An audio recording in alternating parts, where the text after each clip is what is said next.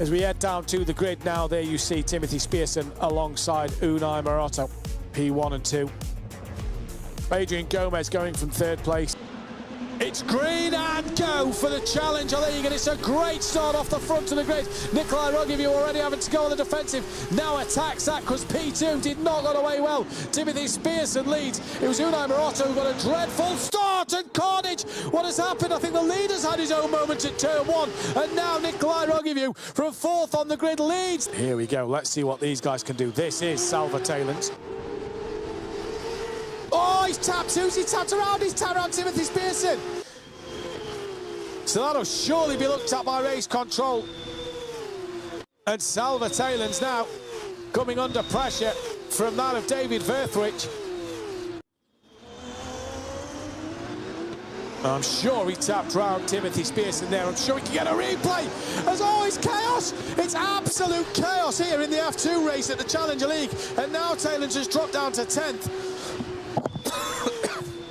I'm not sure where the car came from there at the back of the field.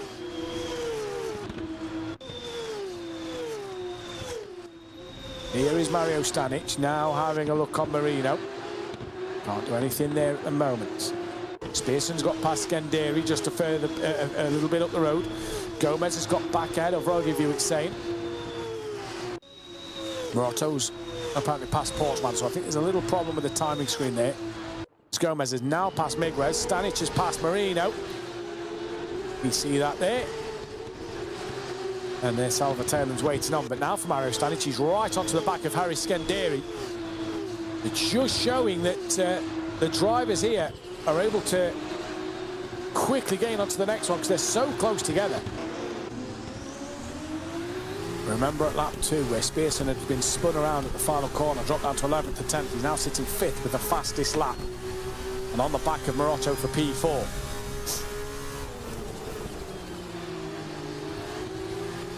Swamp. This is Timothy Spearson, P5. This is the guy who was spun around by Salva and is driving really well at the moment.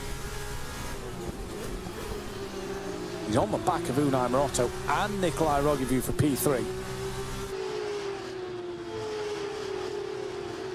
So he's trying to get himself a few more points as well, it looks like.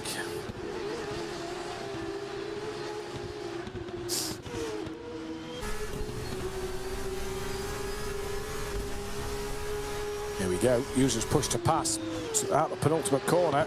Gets ahead of Moratto. Up the inside. Still together.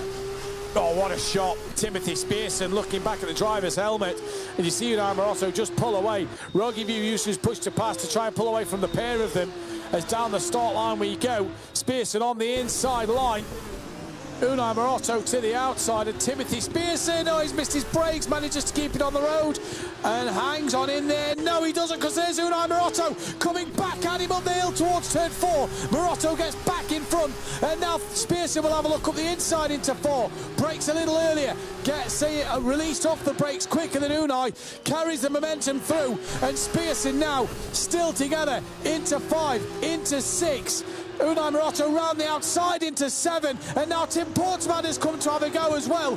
And Spearson now back up the inside of Unai Moratto. Oh, they touch, they're round, and oh no, unsafe rejoin. Timothy's in the championship leader, Salva Taylens.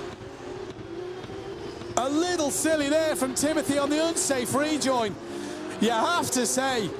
And Salva Taylens, well, that puts to bed any more positions he's going to get in this race. Kadoof will go from 18th place.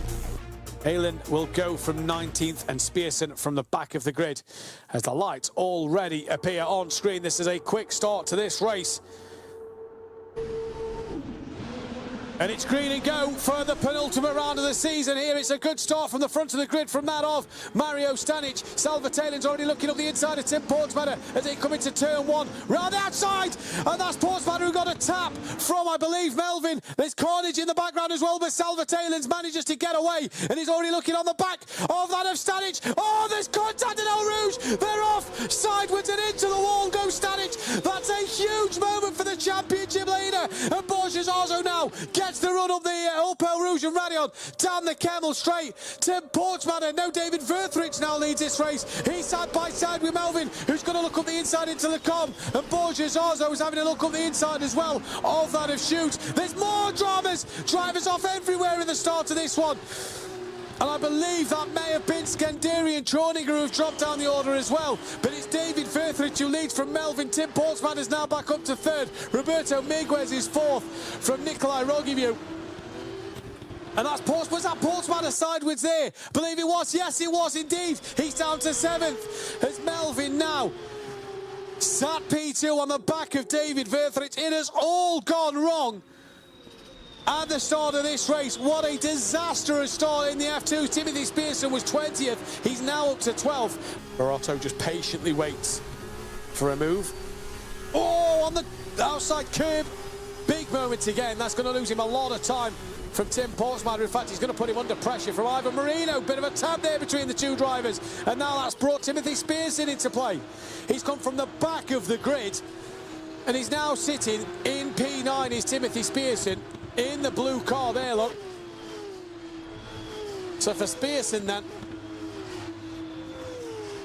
would have qualified 10th. He now is probably thankful he didn't, because he's now running P9 and missed all the chaos at the start. Round the outside comes Marino, still got a wheel to wheel as he brakes hard in towards that final chicane. Can Marino get out the inside of Spearson? They just touch each other a little bit. Borges also waiting in the wings, they still make contact. Here comes Borges, sat waiting for an opportunity to open. And now Spearson's going to look back up the inside in towards the source. Early on the brake, so he's on alongside. Marino runs deep. Spearson will be thankful of that door opening. Side by side through Eau Rouge. Borges also just watching on here. And that one goes back to Marino, who uses push to pass to stay ahead of Spearson. Then Zarzo now, pure slipstream, up over Radion and onto the Camel straight. No push to pass usage from him there as Spearson uses one and gets past that of Marino. Easy as you like. Timothy Spearson back up into P9. Lovely move there as he can head after Unai Morotto now. Back of the grid for Timothy Spearson in this race. And he's just doing everything he needs to do to move forward. Spearson's now actually lost out Spearson's now got ahead of Unai Morotto. He's fighting with Morotto as Gomez trying to defend from that of, in fact, no, has he just got ahead of Tim Portsmatter? He has, so Portsmatter's fell behind. He's got a run in the slipstream, pulls out Portsmatter to the outside of Le Com on Adrian Gomez. Oh, just breaks early and allows Gomez to get the run through. Spearson's fighting with Morotto behind these two.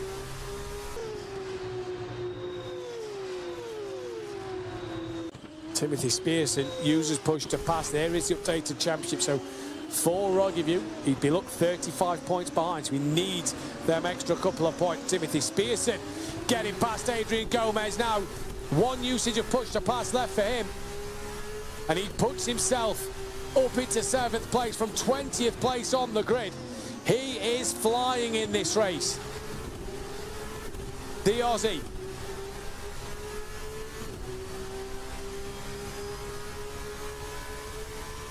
So now Nikolai is going to know he does need to win it. Back comes Gomez. Salvi uses his final push to pass. Nikolai uses one to try and pull away from Miguez. There on board, Timothy Spearson. Can you see Adrian Gomez coming back at him? Outside line into Le Com for Gomez. Inside for the first part for Spearson. Spearson hangs on in there.